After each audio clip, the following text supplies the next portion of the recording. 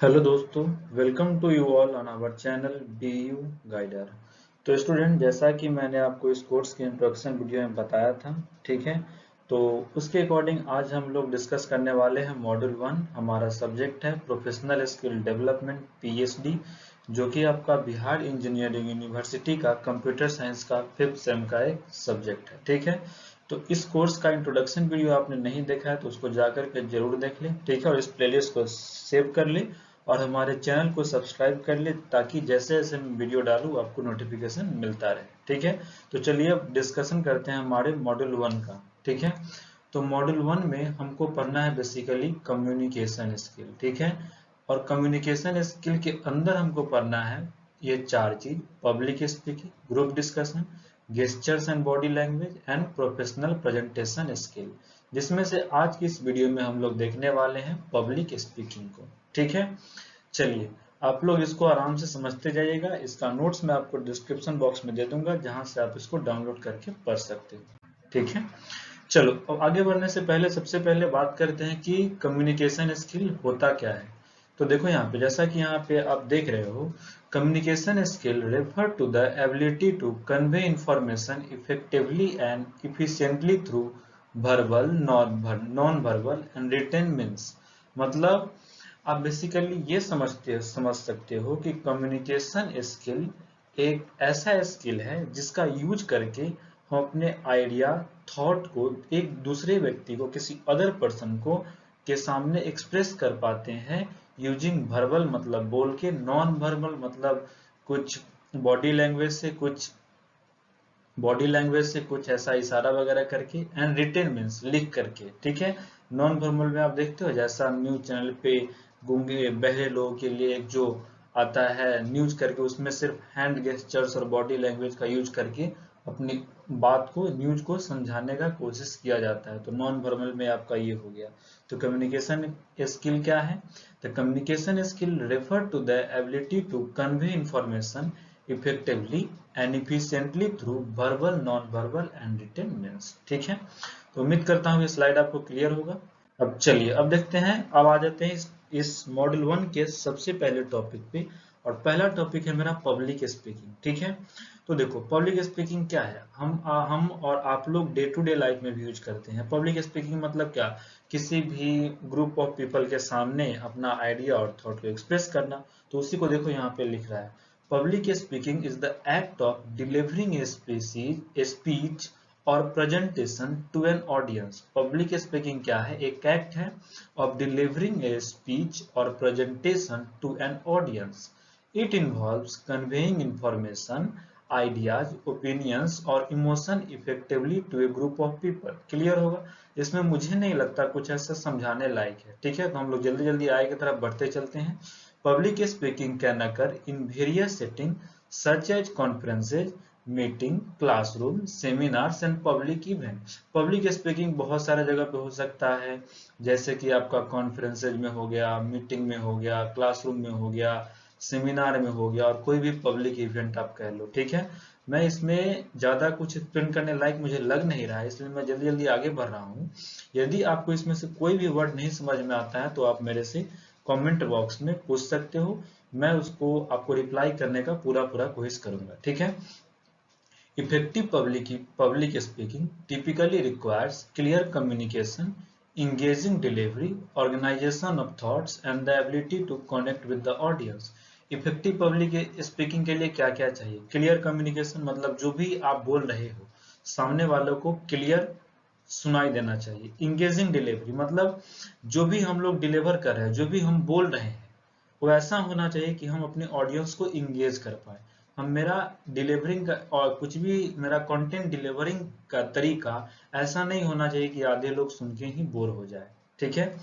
अगला है organisation of thought, मतलब थॉट्स को, टॉपिक्स को इस तरीका से वहां पे एक्सप्रेस करना है ताकि हमारा ऑडियंस रिलेट कर पाए। ऐसा नहीं कि पहले अभी कुछ बता रहे हैं और एकदम से उठ के कुछ और बताने लगे। इस तरीका से उसको प्रेजेंट करना है ताकि हमारा ऑडियंस उसको रिलेट कर पाए। And the ability to connect with the audience, और हमारे अंदर ऑडियंस से कनेक्ट करने का एबिलिटी होना चाहिए, ठीक है। It is a valuable skill in many aspects of life including professional, academic and social situation. ठीक है, तो ये स्लाइड इस तरीका से खत्म होता है, इसमें मुझे कुछ नहीं लगता खास। अब चलिए, अब देखो इसमें क्या है, some important features of public speaking. Public speaking का कुछ इंपॉर्टेंट फीचर है और इसका सारा डिटेल, क्लियर कम्युनिकेशन क्या होता है, इंगेजिंग डिलीवरी क्या होता है, ऑडियंस अवेयरनेस क्या होता है, कॉन्फिडेंस क्या होता है, जितना भी आप 10 पॉइंट देख रहे हो पब्लिक स्पीकिंग का कुछ इंपॉर्टेंट की पॉइंट है। ये सब बात, इन सारे चीजों का हमको ध्यान रखना चाहिए पब्लिक स्पीकिंग करते वक्त। ठीक है, और इसका डिटेल आपको आगे आने वाले स्लाइड में डिटेल इसका लिखा हुआ मिलेगा। क्लियर कम्युनिकेशन क्या होता है, इंगेजिंग डिलीवरी क्या होता है, ऑडियंस अवेयरनेस क्या होता है, कॉन्फिडेंस क्या होता है पब्लिक स्पीकिंग के दौरान, प्रिपरेशन एंड ऑर्गेनाइजेशन क्या होता है, effective use of visual aids क्या होता है, ये सब आपको देखने को मिलेगा आगे। ठीक है, इसमें देखो मैं आपको यही बोलना चाहूंगा कि आपको बस इस पे फोकस करना है कि आप इसमें से 10 है तो आप 10 में से एटलीस्ट आपको 7 से 8 पॉइंट याद होना चाहिए, क्योंकि एग्जाम में इस टाइप से क्वेश्चन आएगा कि पब्लिक स्पीकिंग को आप एक्सप्लेन करो। तो पहले तो आप पब्लिक स्पीकिंग का डेफिनेशन लिख दोगे। ठीक है, उसके बाद इस तरीका से कि पब्लिक स्पीकिंग का की फीचर ये सब है, इसमें से आपको बस ये पॉइंट याद रहेगा ना, तो आप खुद ब खुद एक बार पीडीएफ को पढ़ने बाद वो खुद ब खुद आप लिख लोगे कि ये पॉइंट क्या था। जैसे क्लियर कम्युनिकेशन क्या था, इंगेजिंग डिलीवरी क्या था, इतना इजी है कि आप एक बार पीडीएफ पढ़ोगे, इस तरीका से मैंने लिखा है, उसको ऑर्गेनाइज किया है कि आप खुद ब खुद लिख लोगे एकदम इजी लैंग्वेज में। देखो, तो पहली बात करते हैं क्लियर कम्युनिकेशन का। तो क्लियर कम्युनिकेशन मतलब क्या, जो भी आप बोल रहे हो, जो भी आप कम्युनिकेट कर रहे हो अपने ऑडियंस के साथ, वो क्लियर होना चाहिए। ऐसा नहीं कि हम इस तरीका से बोल रहे हैं कि सामने वाले को कुछ समझ में ही ना आए। ठीक है, इंगेजिंग डिलीवरी, जैसा कि मैंने आपको ऑलरेडी बता चुका हूं कि हम कुछ भी एक्सप्लेन कर रहे हैं, प्रेजेंट कर रहे हैं, तो इस टाइप से होना चाहिए कि हमारा ऑडियंस उसमें इंटरेस्ट ले, उसके थ्रू इसमें इंगेज रहे। जैसे आप लोग मूवी देखते हो तो कैसे आप उसमें इंगेज रहते हो, तो उसी तरीका से यदि हम कुछ प्रेजेंट कर रहे हैं तो हमारा ऑडियंस उसमें इंगेज्ड हो, ऐसा नहीं कि उसका ध्यान कहीं और हो। इस तरीका से हमको प्रेजेंट करना है, उसको इंटरेस्टिंग बनाना है। ठीक है, ऑडियंस अवेयरनेस तीसरा है। ऑडियंस के बारे में आपको अवेयरनेस होना चाहिए कि हमारा ऑडियंस कौन सा लैंग्वेज समझेगा। एग्जाम्पल के लिए मान लो ऐसा नहीं कि वो समझ रहा है हिंदी और मैं उसको इंग्लिश में अपना प्रेजेंटेशन दिए जा रहा हूँ तो कुछ फिर समझ नहीं आएगा।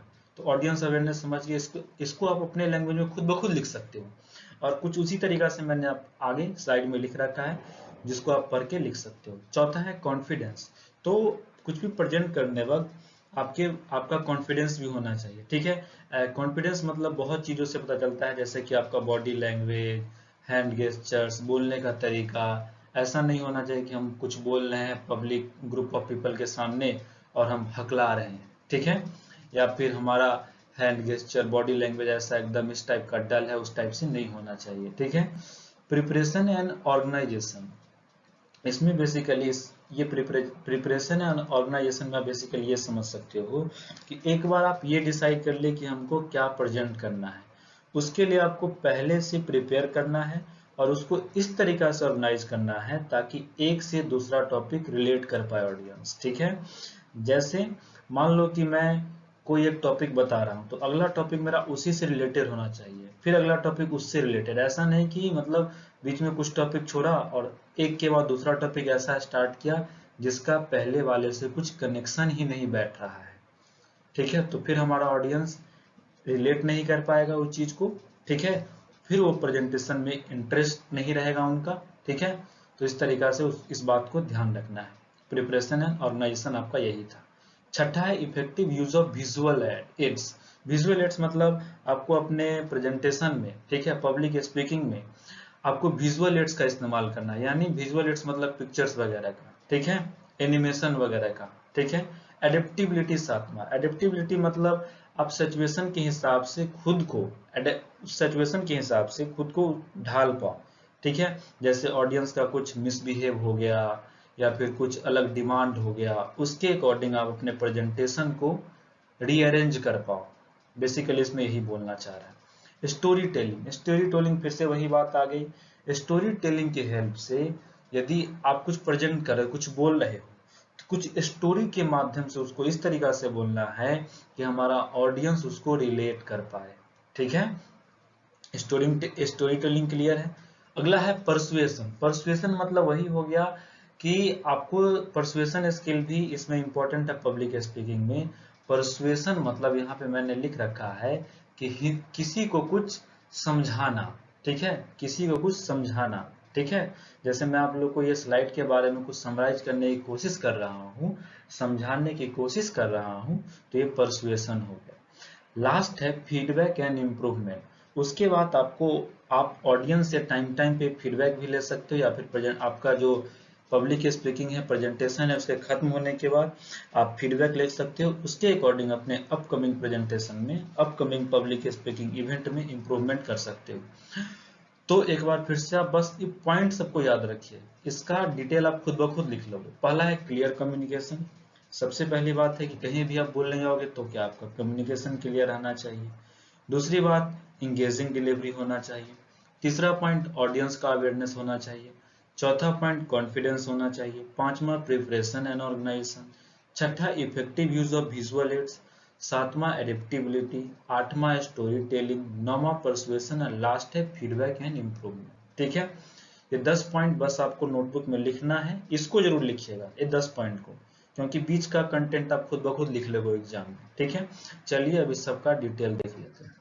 Clear communication, effective public speaking involve articulating idea and information clearly and using understandable language and structure। जैसा मैं बताया हूँ आपको, उसी को लैंग्वेज में लिख रहा है। फिर से आपका एंगेजिंग डिलीवरी, फिर से आपका वही हो गया। ठीक है, आप इसको खुद से पढ़ के समझ सकते हो ना, नहीं तो यदि मैं इस सबको एक्सप्लेन करता रहा ना तो पता चला वीडियो बहुत लंबा हो गया, फिर आपका इंटरेस्ट नहीं रहेगा उसमें। ठीक है, इसमें कुछ भी आपको यदि नहीं समझ में आता है तो आप मेरे से कमेंट बॉक्स में पूछ सकते हो। ठीक है, हालांकि मैं इतना अच्छा से इसको ऑर्गेनाइज किया हूँ कि आपको सब कुछ समझ में आएगा। तीसरा है ऑडियंस अवेयरनेस। ठीक है, खुद से पढ़ोगे आप समझ में आ जाएगा। फोर है आपका confidence, projecting confidence through postures, tone of voice and demeanour which helps establish credibility and authority.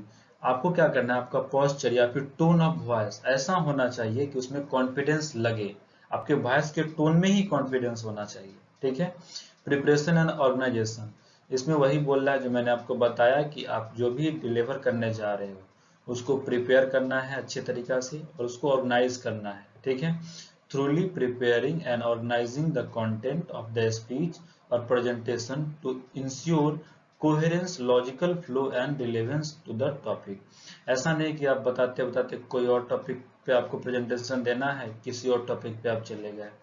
Logical flow मतलब वही एक दूसरे से टॉपिक रिलेटेबल होना चाहिए। ठीक है, effective use of visual aids, वही है पिक्चर वगैरह का यूज करने वाला। सातवां है आपका adaptability, being able to adapt to unexpected situation.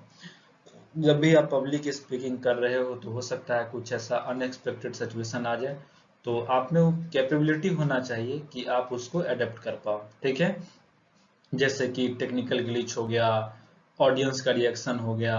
ठीक है, उस सब को आप अडेप्ट कर पाओ while maintaining composer and staying on the track. उस सबको आपको अपने कंपोजर का यूज करते हुए उसको अडेप्ट करना है और आपको अपने ट्रैक पे ही रहना है। स्टोरी टेलिंग हो गया, परसुएशन हो गया, और लास्ट है आपका फीडबैक। ठीक है, तो लास्ट में देखो क्या बोला है, developing proficiency in these features can significantly enhance one's communication effectively in public speaking situation। यदि ये सारे स्किल को आप अडेप्ट करते हो तो आपका पब्लिक स्पीकिंग सिग्निफिकेंटली इनहांस होगा। ठीक है, तो इस तरीका से यदि एग्जाम में पूछता है कि पब्लिक स्पीकिंग को लिखिए तो आप उम्मीद करता हूं कि आप बहुत अच्छे से लिख पाओगे। ठीक है, इसमें आपको बस वो 10 पॉइंट जो मैंने बताया उसको नोट डाउन कर लेना है, बाकी इसमें कुछ नहीं है। एक बार आप पीडीएफ पढ़ोगे खुद ब खुद लिख सकते हो, और यदि कुछ डाउट आता है तो आप कमेंट बॉक्स में पूछ सकते हो।